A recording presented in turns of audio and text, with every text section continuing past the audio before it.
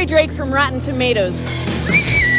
And all month, we're celebrating our favorite horror movies and hanging with fans at Universal Studios Halloween Horror Nights. I would eat you in the zombie apocalypse.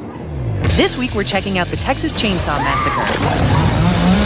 Next, part of Syfy's 31 Days of Halloween. Well, it's a little alarming. The end of the world is just the beginning. Aftermath, all new Tuesdays at 10 on Syfy. Hi, I'm Gray Drake. Well, we're watching the Texas Chainsaw Massacre on Syfy. I'm going to be trying to survive the Texas Chainsaw Massacre maze here at Universal Studios Halloween Horror. This film includes some violent content. Parental discretion is advised.